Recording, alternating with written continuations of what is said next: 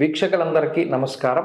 వృశ్చిక రాశి వారికి ఆగస్టు మాసంలో ఏ విధమైనటువంటి ఫలితాలు కలగబోతున్నాయో మనం ఈ కార్యక్రమం ద్వారా తెలుసుకుందాం. ముఖ్యంగా వృశ్చిక రాశి వారికి ఉండేటువంటి గ్రహస్థితిని కనుక పరిశీలనం చేస్తే ఈ రాశి వారికి సప్తమ స్థానంలో గురుడు, సప్తమ స్థానమందు కుజుడు. ఈ మాసం మొత్తము కూడా సప్తమంలోనే కుజుడు ఉంటారు. 27వ తారీఖు దగ్గర నుండి కుజాష్టమ దోషం వస్తుంది. అయితే ఈ మాసం చివరిలో కాబట్టి ఆ విషయాన్ని పక్కన పెడితే చతుర్థ స్థానమందు వక్రించిన శనేశ్వరుడు, పంచమ స్థానమందు రాహువు, అలాగే ఈ మాసంలో భాగ్యమందు రవి, బుధుల యొక్క సంచారం 16వ తారీఖు వరకు. 16వ తారీఖు దాటాక దశమ కేంద్రమందు ఉన్నటువంటి రవి యొక్క సంచారం, లాభస్థానమందు శుక్రుడు కూడా కేతువుతో కలిపి ఉన్నారు. ఇది ఈ రాశి వారికి ఉన్నటువంటి గ్రహస్థితి. ప్రత్యేకించి ఇందులో యోగించేటువంటి గ్రహాలను కనుక మనం పరిశీలనం చేస్తే లాభస్థానమందు ఉన్నటువంటి శుక్రుడు యోగదాయకమైనటువంటి గ్రహం, 16వ తారీఖు దాటాక రవి అనుకూలమైనటువంటి గ్రహం, వక్రించినటువంటి శనేశ్వరుడు యోగించే గ్రహం, అలాగే సప్తమ గురుడు యోగించేటువంటి గ్రహంగా చెప్పచ్చు. అంటే ఇక్కడ ప్రధానంగా యోగించే గ్రహాలు మనం చెప్పుకున్నట్టు పీడించే గ్రహాలు ఏమీ లేవు. ప్రత్యేకించి ఈ గ్రహం ఈ స్థానంలో పీడిస్తోంది అన్నది వృశ్చిక రాశి వారికి లేదు. ఉన్నటువంటి స్థితిగతులన్నీ మిశ్రమ ఫలదాతలే. పంచమంలో రాహు ప్రమాదకారి కాదు, అలాగే సప్తమ కుజుడు పీడించే స్థానాలు కాదవి. కాకపోతే అవి యోగించే స్థానాలు కూడా కాదు కాబట్టి మిశ్రమమైనటువంటి ఫలదాతలు అని మనం చెప్పవచ్చును. ఇలా ఈ మాసంలో ఏమవుతుంది, ఆగస్టు నెలలో వృశ్చిక రాశి వారికి కొంత సానుకూలమైనటువంటి పరిస్థితులు ఉన్నాయి. ప్రత్యేకించి లాభంలో శుక్రుడు యోగించడము, దశమంలో రవి యోగించడం వల్ల ఒక స్థిరమైనటువంటి జీవన విధానము, ఒక స్థిరమైనటువంటి వృత్తి ప్రవృత్తులు ఏర్పడడానికి అవకాశం ఉంటుంది. అంటే ఇప్పటివరకు ఉద్యోగం లేక, లేదా వ్యాపారం సరిగా లేక, లేదా ఏదైనా జీవనోపాధి సరిగా లేక రకరకాలైనటువంటి ఇబ్బందులను ఎదుర్కొంటూ ఉన్నటువంటి వృశ్చిక రాశి వారికి ఒక సవ్యమైనటువంటి జీవనోపాధి లభించడానికి అవకాశం ఉంటుంది. ప్రత్యేకించి అమ్మయ్య మనకు ఒక భరోసా ఉంది, మనకు ఒక ఉద్యోగం ఉంది, నెలకింత డబ్బు వస్తుంది, లేదా మనకు ఒక ఆదాయ మార్గం అనేటువంటిది ఏర్పడింది, దీని ద్వారా నెలకి మనకింత ఇన్కమ్ వస్తుంది అనేటువంటి ధోరణిలో ఒక భరోసా అనేటువంటిది ఉంటుంది. కాబట్టి ఆర్థికంగా వృశ్చిక రాశి వారు ఒక మెట్టు పైకెక్కుతారే తప్పితే ఆర్థిక బాధలు అనేటువంటివి ఏమీ లేవు. ఇక్కడ ఒక్క విషయాన్ని గుర్తుపెట్టుకోవాలి, పంచమ సప్తమాల్లో ఉండేటువంటి క్రూరగ్రహాల యొక్క స్థితిగతుల వల్ల వ్యసనాల రూపేణా మీరు ధనాన్ని మీ స్వయంకృతాపరాధంగా పోగొట్టుకుంటే మనం ఏం చెప్పలేం. కానీ అంటే ఇవి ఎక్కువ వాటికి కూడా ప్రేరేపిస్తూ ఉంటాయి. స్వయంకృతాపరాధం ఉంటుంది. సప్తమంలో కుజుడు, పంచమరాహు ఉన్నప్పుడు సొంతంగా మీకు మీరుగా నిర్ణయాలు తీసుకొని ఎవరిని సంప్రదించకుండా డబ్బు ఒక చోట పెట్టుబడి పెట్టడం, లేదో జోదము, లేదో వ్యసనానికంటూ డబ్బు పెట్టడం ద్వారా అదేమన్నా కోల్పోయే ప్రమాదం ఉంటుంది. కానీ ప్రత్యేకించి ఈ గ్రహం వల్ల డబ్బు పోతుంది అనేటువంటిది ఈ మాసంలో లేదు. అది వృశ్చిక రాశి వారు దృష్టిలో పెట్టుకోవాలి. ఇక రెండవది, ఆరోగ్యపరమైనటువంటి విషయాలు చాలా అనుకూలంగా ఉన్నాయి.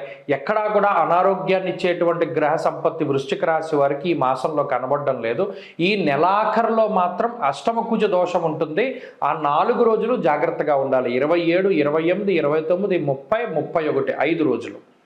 ఈ 5 రోజుల పాటు నెలాఖరున ఏదైనా ఆగస్టు మాసంలో కొంత అనారోగ్య సమస్యలు, వాహనాలకి సంబంధించినటువంటి ప్రమాదాలు ఇటువంటివి ఏదైనా జరగడానికి అవకాశం ఉంటుంది. కానీ ప్రత్యేకించి మిగతా నెలంతా కూడా వస్తే ఏదైనా వాతావరణ మార్పు వల్లనో, లేదా ఇందాక నేను చెప్పినట్టు స్వయంకృతాపరాధం వల్లనో సమస్య రావాలి తప్పితే ఇతరత్రా ఏ విధమైనటువంటి ఇబ్బంది కూడా ఈ రాశి వారికి కనబడడం లేదు. అలాగే కుటుంబపరమైనటువంటి విషయాలు సైతం చాలా సానుకూలంగా ఉన్నాయి. కుటుంబం అంతా కూడా ఒక తాటిపైన, అది మీకు అనుకూలించేటువంటి విధంగా ఉండడానికి, లేదా మీ మాట వారు వినడం, లేదా మీరు వారి మాట వింటూ ఉండడం, ఇటువంటివన్నీ కూడా చాలా చక్కగా అనుకూలంగా ఉన్నాయి. ఇక ఉద్యోగ వ్యాపారాలన్నీ కూడా చాలా సక్రమంగా ముందుకు సాగుతూ ఉన్నాయి. ఉద్యోగ వ్యాపారాల్లో మీరు తీసుకున్నటువంటి నిర్ణయాలన్నీ కూడా చాలా చక్కగా ఉండబోతూ ఉన్నాయి. సర్వత్రా కూడా మంచి గ్రహస్థితి నెలకొంటూ ఉన్నది. వృశ్చిక రాశి వారికి ఇది ఆనందదాయకమైనటువంటి కాలం. వ్యాపార లాభం ఉంటుంది, ఉద్యోగ లాభం ఉంటుంది, సర్వత్రా జయం కలుగుతుంది, అవకాశం.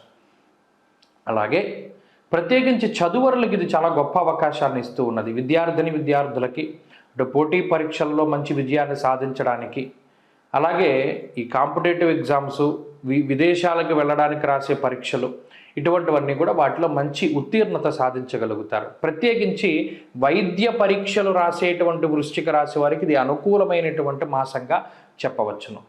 ఇక స్త్రీలకు ప్రత్యేకించి గనక పరిస్థితులు గనక చూస్తే స్త్రీలలో ఆనందదాయకమైనటువంటి వాతావరణం ఉండడానికి, అనగా వివాహాది శుభకార్యక్రమాలు జరగడం, సంతానోత్పత్తి కలగడం, సంతానం అభివృద్ధిలో ఉండడం, భర్త తాలూకు ఆరోగ్యం మెరుగుపడుతూ ఉండడం, ఇటువంటివి గృహిణులలో కనబడుతూ ఉంటే ఉద్యోగ వ్యాపారాలు చేసేటువంటి స్త్రీలకు సైతం లాభదాయకమైనటువంటి వాతావరణం ఉంటుంది. మొత్తం మీద వృశ్చిక రాశి వారికి మంచి సమయం ఆగస్టు నెలలో ఉన్నది.